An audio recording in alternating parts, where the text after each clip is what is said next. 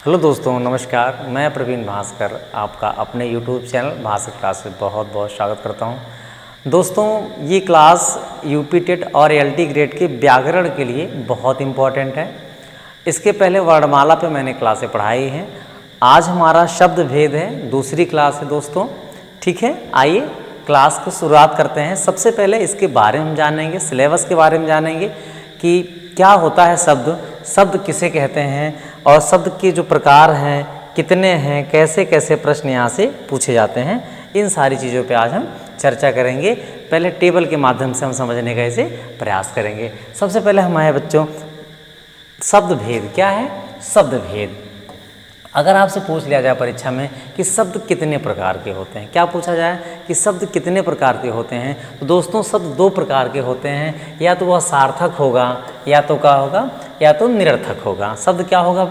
या तो सार्थक होगा या तो निरर्थक होगा। जैसे कहते हैं भाई पानी वानी लाओ, पानी वानी लाइए, तो पानी तो ठीक है, वानी क्या है? तो जिसका सार्थक खंड हो, जिसके सार्थक टुकड़े किए जा सकें, जिसका कुछ ना कुछ अर्थ निकलता हो दोस्तों, वही क्या है? वही सार्थक शब्द है। वही क्या है? वही सार्थक शब्द है। और जिसका कुछ भी अर्थ ना निकलता हो, उसे क्या कहते हैं? उसे निरर्थक कहते हैं। क्या कहते हैं? उसे निरर्थक कहते हैं। तो चूंकि ये निरर्थक है तो इसे हमें पढ़ना नहीं है, इसका कोई टॉपिक नहीं हमारे यहाँ। पढ़ना क्या है हमको? पढ़ना है हमको सार्थक। तो सार्थक शब्दों को हम पहले चार भागों में बांट लेते हैं। सार्थक शब्दों को हम पहले चार भागों में बांट लेते हैं। पहला है उत्पत्ति, स्रोत, उत्पत्ति कह लीजिए, स्रोत कह लीजिए, या इतिहास के आधार पे। क्या?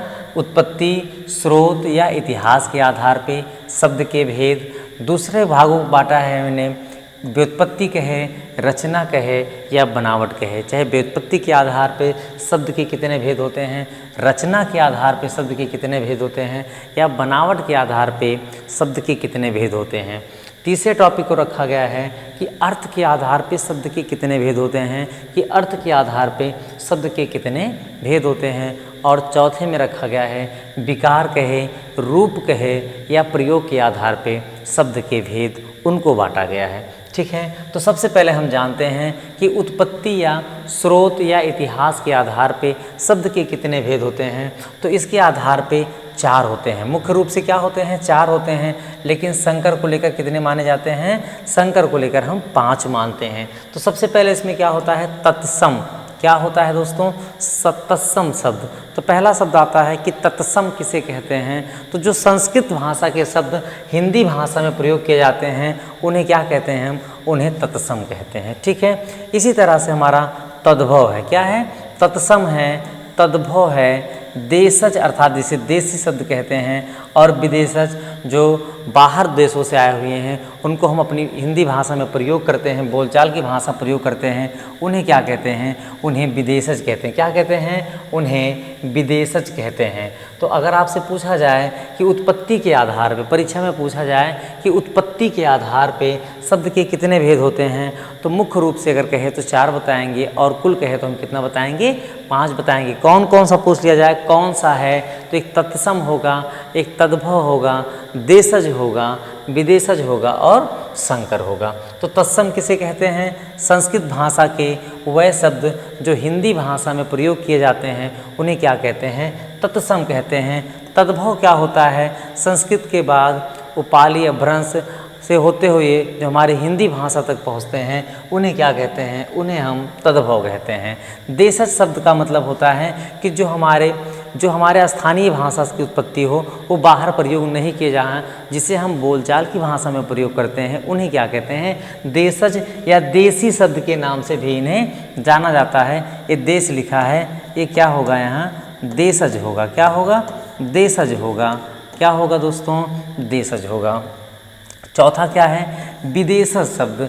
जैसे अरबी शब्द कौन है? जैसे हिंदी खुद फारसी भाषा का शब्द है। हिंदी क्या है? खुद फारसी भाषा का शब्द है। तो इसी तरीके से हमारे पास बहुत सारे शब्द हैं जो बाहर देशों से आए हुए हैं, लेकिन उसको हम प्रयोग कहाँ करते हैं? हिंदी भाषा में अपने प्रयोग कर लेते हैं। तो विदेशज भाषा को हम पढ़ेंगे, इनके शब्दों को पढ़ेंगे। संकर क्या होता है? जिसमें 2 भाषाएँ मिलकर बनी होती हैं, जिनमें 2 भाषाओं का मेल होता है, इसीलिए उन्हें क्या कहते हैं? संकर। जैसे रेलगाड़ी, रेल धन गाड़ी। ठीक है। रेल इंग्लिश का अंग्रेजी का शब्द है, गाड़ी हिंदी का शब्द है, दोनों को मिला दे तो क्या हो गया दोस्तों, रेलगाड़ी। तो रेलगाड़ी कैसा शब्द है, संकर। जैसे पाव रोटी कह दे, पाव रोटी कह दे, रसोई घर कह दे, तो ये सब कैसे शब्द हो जाएंगे, ये शब्द हो जाएंगे संकर हो जाएंगे। तो यदि हमसे इतिहास, स्रोत या उत्पत्ति के आधार पर पूछे शब्द के कितने भेद होते हैं और अक्सर परीक्षाओं बन जाते हैं, तो आपको क्या बताना है, आपको मुख्य रूप से कहे तो 4 बताना है, और अगर कुल पूछे तो 5 बताना है। कौन कौन से कहे तो आप तत्सम बताइए, तद्भव बताइए, देशज, विदेशज और संकर। इसी प्रकार से अगर व्युत्पत्ति के आधार पे कहते, किसके आधार पे कहते, व्युत्पत्ति के आधार पे कह दे, अगर व्युत्पत्ति के आधार पे कह दे कि व्युत्पत्ति के आधार पे शब्द के कितने भेद होते हैं, तो व्युत्पत्ति के आधार पे शब्द के 3 भेद होते हैं। या आपसे पूछे रचना के आधार पे शब्द के कितने भेद है, तो 3 होते हैं। या आपसे कह दे कि बनावट के आधार पे शब्द के कितने भेद होते हैं, तो भी कितने होते हैं, 3। तो चाहे व्युत्पत्ति के आधार पूछे, चाहे रचना के आधार पूछे, चाहे बनावट के आधार पूछे, आपको बताना है कितने होते हैं, 3 होते हैं। कितने होते हैं, 3। ये 3 कौन कौन से हैं, एक होता है रूढ़ शब्द, एक होता है योग रूढ़ शब्द, और एक होता है यौगिक शब्द। अब प्रश्न आता है कि रूढ़ शब्द किसे कहते हैं, तो ऐसा शब्द जिसके, ऐसे शब्द जिसके टुकड़े ना किए जा सके, जैसे कान, नाक, आँख, मुंह, ठीक है, जल, देश, अर्थात ऐसे सार्थक शब्द जिसके टुकड़े नहीं किए जा सकते हैं, उन्हें क्या कहते हैं, उन्हें रूढ़ शब्द कहते हैं। जिसका विच्छेद ना किया जा सके उसे क्या कहते हैं, उसे रूढ़ शब्द कहते हैं बच्चों, ठीक है। इसी तरह से इसको देखें हम, योग रूढ़ क्या होता है, जब 2 रूढ़ शब्द आपस में मिलते हैं और किसी तीसरे शब्द का बोध कराते हैं, उसे क्या कहते हैं, उसे योग रूढ़ कहते हैं। जैसे दशानन कह दिया जाए, क्या कह दिया जाए, दशानन कह दिया जाए, दस धन आनन, क्या कह दिया जाए, दशानन कह दिया जाए। तो दशानन कहने से तीसरे की तरफ बोध हो रहा है, अर्थात दशानन कैसा शब्द है, योग रूढ़ शब्द है। और यौगिक किसे कहते हैं, यौगिक भी 2 रूढ़ शब्दों से आपस में मिलकर बनते हैं, लेकिन तीसरे की तरफ नहीं, स्वयं की तरफ इशारा करते हैं, उन्हें क्या कहते हैं, उन्हें यौगिक शब्द कहते हैं। जैसे विद्यालय, विद्या धन आलय, जब विद्यालय कहते हैं तो स्वयं की तरफ ही बोध कराता है, शिक्षा के केंद्र की तरफ ही बोध कराता है, किसी और की तरफ बोध नहीं कराता है, इसलिए यौगिक शब्द क्या होगा, विद्यालय। इसी तरह से बहुत सारे शब्द हैं, जब हम इसको पढ़ेंगे तो एक एक करके आपको एग्जाम्पल सहित बताएंगे। तो अगर आपसे उत्पत्ति पूछे, रचना पूछे या बनावट पूछे तो आप बताएंगे 3 होते हैं। अगर आपसे पूछे कौन कौन, तो आप बताएंगे योग रूढ़, योग क्या है, योग रूढ़, यौगिक और रूढ़ शब्द। अगले टॉपिक में अगर आपसे पूछे कि अर्थ के आधार पे शब्द के कितने भेद होते हैं, क्या पूछ ले कि अर्थ के आधार पे शब्द के कितने भेद होते हैं, तो मुख्य रूप से 4 ही होते हैं। मुख्य रूप से कितने होते हैं, 4 होते हैं। पहला क्या होता है, एकार्थी, ऐसा शब्द जिसका केवल एक अर्थ होता है। जैसे व्यक्तिवाचक संज्ञा में जिसका अर्थ केवल एक हो उसे क्या कहते हैं, एकार्थी कहते हैं। अनेकार्थी में क्या होगा, जैसे एक ही शब्द के कई अर्थ होते हैं। जैसे कह दिया जाए कर, क्या कह दिया जाए, कर। कर का मतलब क्या होता है, कर का मतलब टैक्स होता है। कर का मतलब क्या होता है, कर का मतलब हाथ होता है। क्या होता है, हाथ। कहते हैं कर जोड़ कर निवेदन कर रहे हैं आपसे, अर्थात हाथ को जोड़कर निवेदन कर रहे हैं। कर का मतलब सूर्ण भी होता है, क्या होता है, सूर्ण भी होता है दोस्तों। और कर का मतलब क्या होता है, किरण भी होता है। कर का मतलब क्या होता है, किरण भी होता है। अर्थात जब एक ही शब्द के बहुत सारे, कई सारे अर्थ होते हैं उसे क्या कहते हैं, अनेकार्थी कहते हैं। क्या कहते हैं दोस्तों, अनेकार्थी कहते हैं। और समानार्थी का मतलब होता है पर्यायवाची। तो हम सब जानते हैं पर्यायवाची किसे कहते हैं, विपरीतार्थी या विलोम ना, चाहे विपरीतार्थी कह दे या विलोम कह दे। तो अर्थ के आधार पर मुख्य रूप से पूछा जाए तो कितने हैं, 4 है। इसी में शब्द युग्म भी होते हैं, जैसे अंश अंश, ठीक है। एक अंश का मतलब हिस्सा होता है और एक अंश का मतलब कंधा होता है। अनल अनल, तो जैसे इसी में आते हैं, वो भी अर्थ के आधार पे ही रखे गए हैं। या अनेक शब्दों के लिए एक शब्द कहते हैं, वो भी कहाँ रखा गया है, अर्थ के आधार पर। लेकिन मुख्य रूप से दोस्तों 4 ही रखा गया, एकार्थी, अनेकार्थी, समानार्थी और विपरीतार्थी। इसके बाद अगला टॉपिक जो इसका है, विकार की, किसके, विकार रूप में या प्रयोग के आधार पे, विकार रूप या प्रयोग के आधार पे। क्या पूछ ले? विकार, रूप या प्रयोग के आधार पे कितने होते हैं? तो 2 होते हैं, या तो शब्द विकारी होगा या तो अविकारी होगा। कितना होगा? या तो विकारी होगा या तो अविकारी होगा। अब विकारी क्या है? विकारी कौन कौन से हैं? संज्ञा है, सर्वनाम है, विशेषण है और क्रिया है। विकारी में कितने रखे गए हैं? विकारी में 4 रखे गए हैं। किसको किसको रखा गया दोस्तों? संज्ञा को रखा गया है, सर्वनाम को रखा गया है, विशेषण को रखा गया है और क्रिया को रखा गया है। और अविकारी क्या है? अविकारी में भी 4 हैं। अविकारी में भी 4 ही हैं। कौन कौन से? क्रिया विशेषण है। क्या है? क्रिया विशेषण अव्यय। अविकारी को अव्यय भी कहते हैं। क्या कहते हैं? अविकारी को अव्यय भी कहा जाता है। तो क्या है? क्रिया विशेषण, संबंध बोधक, समुच्चय बोधक और विस्मयादि बोधक। क्रिया विशेषण, संबंध बोधक, समुच्चय बोधक और विस्मयादि बोधक। तो हम सबसे पहले शब्द भेद में जानेंगे उत्पत्ति, स्रोत या इतिहास के आधार पे, फिर व्युत्पत्ति, रचना या बनावट के आधार पे, फिर अर्थ के आधार पे और लास्ट में पढ़ेंगे हम रूप या प्रयोग के आधार पे। इसमें संज्ञा, सर्वनाम, संज्ञा किसे कहते हैं, सर्वनाम क्या होता है, इसके कितने भेद होते हैं, कहाँ पर इसका प्रयोग होता है, इसकी पहचान क्या होता है, कैसे जाने हम कि ये सर्वनाम है, सर्वनाम में कौन सा सर्वनाम है, कैसे जाने कि कौन सी संज्ञा है, संज्ञा के कितने भेद होते हैं, मुख्य रूप से कितने हैं, व्युत्पत्ति के आधार पर कितने हैं, ये सब हम कहाँ पढ़ेंगे? ये सब संज्ञा में पढ़ेंगे। इस तरीके से हम दोस्तों सर्वनाम भी पढ़ेंगे, विशेषण भी पढ़ेंगे और क्रिया भी पढ़ेंगे। अगर हिंदी में हम इतना जितना मैं आपको पढ़ाऊँ व्याकरण को, अगर आप डेली की क्लास रिवीजन करके जाएं तो आप यूपी टेट में और एलटी में जो ग्रामर पोर्शन है दोस्तों, जो व्याकरण है, वो आपको अलग से पढ़ने की ज़रूरत नहीं है। इतना आपके लिए काफ़ी है। बाकी आप अपने अपने सब्जेक्ट को आप अच्छे तरीके से तैयार करिए।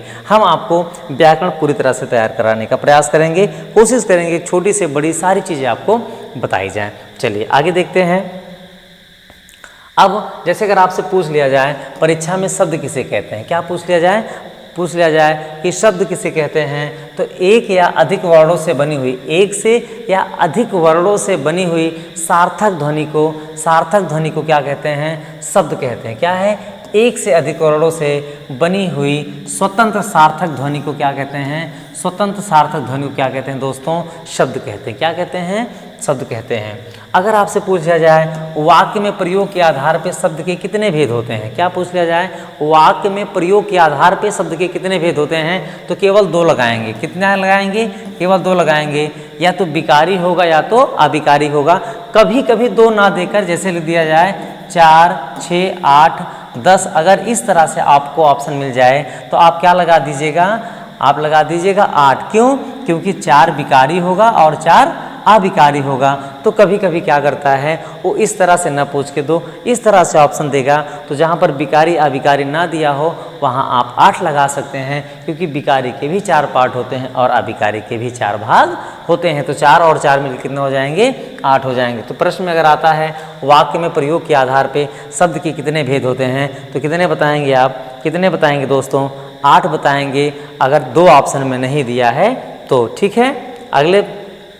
अगला सवाल क्या कहता है? अगर आपसे पूछे कि रचना, क्या पूछे? रचना, बनावट के आधार पे शब्द के कितने भेद होते हैं? रचना या बनावट के आधार पे शब्द के कितने होते हैं? 3 होते हैं। अभी आपको टेबल में बताया गया कौन कौन सा होता है? रूढ़ शब्द, योग रूढ़ शब्द और यौगिक शब्द। जो आपको हिंदी में PDF चाहिए अगर, तो आप दिए गए नंबर पे व्हाट्सएप लिखकर आप भेज सकते हैं। नंबर है 9452624811। इस नंबर पे आप अपना नाम लिखकर भेजिए और आपको कौन सी PDF चाहिए, हिंदी की चाहिए कि गणित की चाहिए, आपको PDF तुरंत उपलब्ध कराए जाएंगे। ठीक है। तो अगर आपसे पूछे दोस्तों, क्या पूछे कि रचना बनावट के आधार पे कितने भेद होते हैं, तो कितने भेद होते हैं? 3 भेद होते हैं। पूछ ले कौन कौन से, तो रूढ़ शब्द, योग रूढ़ शब्द और योगी शब्द। हिंदी को हमें ऐसे पढ़ना है कि क्लास में ये चीज़ें क्या हो जाएं, तैयार हो जाएं, क्योंकि हमें रिवीजन करने का वक्त नहीं मिलता है, क्योंकि हम ज़्यादा वक्त समय गणित पे गुजारते हैं या अन्य सब्जेक्ट पे गुजारते हैं। तो हिंदी को बहुत हम कम समय देते हैं, और हिंदी एक ऐसा विषय होता है जो हमारे साथ पूरा सपोर्ट करता है और सारे नंबर हमें ला कर देता है। बस थोड़ी सी मेहनत की ज़रूरत होती है। ठीक है। अगर आपसे रचना या बनावट के आधार पूछ लिया जाए तो कितने होंगे? 3 होंगे। अगर आपसे पूछ लिया जाए कि उत्पत्ति के दृष्टि से शब्द के भेद, क्या उत्पत्ति के दृष्टि से शब्द के भेद, तो मुख्य रूप से क्या है, इसके मुख्य रूप से 4 भेद होते हैं। मुख्य रूप से कितने भेद होते हैं, 4, लेकिन कितने माने जाते हैं, 5 माने जाते हैं। कौन कौन से, तत्सम, तद्भव, देशज, विदेशज और संकर। इसके बारे में हम पूरी तरह से विस्तार से आपको बताएंगे। संकर क्या है, तत्सम क्या है, तद्भव क्या है, देशज क्या है, विदेशज क्या है, इनमें कौन कौन से शब्द रखे गए, अरबी भाषा का शब्द कौन है, फारसी भाषा का शब्द कौन है, चीनी का कौन सा है, जापानी कौन सा, रूसी शब्द है जो हमारे भारत देश में उपयोग किए जाते हैं, वो एक एक करके हम सारी चीज़ें आपको बताने का पूरी तरह से प्रयास करेंगे ताकि आप बेहतर करके आएँ। तो अगर आपसे पूछा जाए उत्पत्ति या दृष्टि के आधार पर तो कितने बताएंगे, 4 बताएंगे। कितना बताएंगे दोस्तों, 4 बता देंगे। अगर आपसे पूछ लिया जाए कि व्याकरण की दृष्टि से, किसके, व्याकरण की दृष्टि से शब्द के कितने भेद होते हैं, तो व्याकरण की दृष्टि से शब्द के 8 भेद होते हैं। कितने होते हैं, 8 होते हैं। कौन कौन से, 4 विकारी और 4 अविकारी। संज्ञा, सर्वनाम, विशेषण, क्रिया, क्रिया विशेषण, संबंध बोधक, समुच्चय बोधक और विस्मयादि बोधक। तो 4 4 कितने हो जाएंगे, 8 हो जाएंगे। कितने हो जाएंगे दोस्तों, 8 हो जाएंगे। अगला सवाल पूछ लिया जाए कि काव्य शास्त्र के आधार पे, क्या पूछ लिया जाए कि काव्य शास्त्र के आधार पे शब्द के कितने भेद होते हैं, तो काव्य शास्त्र के आधार पे दोस्तों शब्द के 3 भेद होते हैं। कितने भेद होते हैं, 3 भेद होते हैं। कौन कौन से, अभिधा होता है, लक्षणा होता है और व्यंजना होता है। क्या होता है, अभिधा होता है, लक्षणा होता है और व्यंजना होता है। तो अगर आपसे व्याकरण की दृष्टि से शब्द के पूछे भेद तो 8 बताएंगे। अगर काव्य शास्त्र के आधार पूछे दोस्तों तो कितना बताएंगे, 3 बताएंगे। कौन कौन सा, अभिधा है, लक्षणा है और व्यंजना है। ठीक है, आगे चलते हैं। अगर आपसे पूछा जाए कि अर्थ की दृष्टि से शब्द के कितने भेद होते हैं, क्या अर्थ की दृष्टि से कितने होते हैं, तो मैंने बताया कि इसके 4 होते हैं। कितने होते हैं, 4। कौन कौन से, एकार्थी होता है, अनेकार्थी होता है, पर्यायवाची होता है, विपरीतार्थी होता है। पर्यायवाची को ही समानार्थी, विपरीतार्थी का मतलब विलोम। वाक्यांशों के लिए एक शब्द भी इसी के अंतर रखा गया है और शब्द युग्म भी रखा गया है। तो एकार्थी क्या होता है, ऐसा शब्द जिसका केवल और केवल एक अर्थ होता है उसे एकार्थी कहते हैं। अनेकार्थी किसे कहते हैं, ऐसा शब्द जिसके अनेकों अर्थ होते हैं, कई प्रकार के अर्थ होते हैं। ठीक है, जैसे पानी के कई अर्थ होते हैं, जल के कई अर्थ होते हैं, मधु के कई अर्थ होते हैं। ठीक है, गुरु के कई सारे अर्थ होते हैं, वो क्या होते हैं, अनेकार्थी होते हैं। पर्यायवाची का मतलब हम सब जानते हैं। ठीक है, तो उससे संबंधित जो शब्द प्रयोग किए जाते हैं उन्हें क्या कहते हैं, पर्यायवाची। और विपरीतार्थी का मतलब दोस्तों होता है विलोम, जो जस्ट उल्टा होता है, जस्ट अपोजिट होता है। वाक्यांशों के लिए एक शब्द भी हमारे इसी में रखा गया है, अर्थ की दृष्टि में ही वाक्यांशों के लिए एक शब्द। और शब्द युग्म भी होते हैं जो देखने में एक ही जैसे होते हैं लेकिन उनके अर्थ क्या होते हैं दोस्तों, अलग अलग होते हैं। उनके अर्थ क्या होते हैं, अलग अलग होते हैं। वो हमारे क्या हैं, शब्द युग्म है। क्या है दोस्तों, शब्द युग्म है। आपको हमने कुछ बातें बताई, एक टेबल के माध्यम से समझाने का प्रयास किया कि शब्द के भेद, शब्द को कितने भागों में बांटा गया है। शब्द को 2 भागों में बांटा गया है, या तो शब्द दोस्तों सार्थक होगा या तो निरर्थक होगा। अब जब निरर्थक है, निरर्थक जिसका हमारे जीवन में कोई उपयोग नहीं है, ना बोलचाल की भाषा में कोई उपयोग है और ना व्याकरण की दृष्टि से कोई उपयोग है, तो इसको हमें पढ़ने से कोई मतलब नहीं है। हमें पढ़ना क्या है, सार्थक शब्द। सार्थक शब्दों को हमने 4 भागों में बांट लिया है। किस किस भागों में, पहला उत्पत्ति या स्रोत के आधार पे, व्युत्पत्ति, रचना या बनावट के आधार पे, अर्थ के आधार पे, रूप, प्रयोग या विकार के आधार पे। ठीक है, अगर आपसे उत्पत्ति के आधार पूछ रहा है तो इसके मुख्य रूप से 4 होते हैं, लेकिन कुल कितने माने जाएंगे, 5 माने जाएंगे दोस्तों। कौन कौन सा होगा, तत्सम होगा, तद्भव होगा, देशज होगा, विदेशज होगा और संकर होगा। अगर व्युत्पत्ति के आधार पर पूछा जाए तो 3 होगा, रूढ़ शब्द, योग रूढ़ शब्द और यौगिक शब्द। अर्थ के आधार पे मुख्य रूप से 4 हैं, लेकिन कुल 6 माने जाते हैं, एकार्थी, अनेकार्थी, समानार्थी और विपरीतार्थी। इस तरह से रूप कह दे, प्रयोग कह दे या विकार कह दे, रूप कह दे, प्रयोग कह दे या विकार कह दे, शब्द के कितने भेद होते हैं, तो 2 होंगे। कौन कौन सा दोस्तों, एक तो विकारी होगा या तो अविकारी होगा। अब विकारी में किसने रखा गया है, संज्ञा, सर्वनाम, विशेषण और क्रिया। अविकारी में दोस्तों किसे रखा गया है, क्रिया विशेषण, संबंध बोधक, समुच्चय बोधक और विस्मयादि बोधक। ये था आज की क्लास दोस्तों। हम एलटी के लिए बेसिक लेवल से पढ़ाना शुरू किए हैं और आपको आपको छोटी छोटी चीज़ें भी आपको बताएंगे ताकि आपकी परीक्षा में कोई भी टॉपिक आए बाहर से वो ना जाए, आपको पढ़ाई हुई चीज़ों से आ जाए। अगर इस क्लास का बच्चों आपको PDF चाहिए दोस्तों, तो आप दिए गए नंबर पे, स्क्रीन पे जो नंबर है इस पे आप अपना नाम लिख कर भेज सकते हैं और PDF का नाम की आपको संज्ञा चाहिए, सर्वनाम चाहिए या पिछली क्लास का वीडियो या PDF चाहिए तो आपको तुरंत उपलब्ध कराया जाएगा। हम अगली क्लास में लेकर मिलेंगे, इसकी जितनी भी चीज़ें आपको बताई हैं इसके बारे में विस्तार से जानेंगे कि संज्ञा क्या है, सर्वनाम क्या है, तत्सम तद्भव क्या है, एकार्थी अनेकार्थी क्या है। मिलते हैं दोस्तों अगली क्लास में, तब तक के लिए थैंक यू सो मच, धन्यवाद, नमस्कार।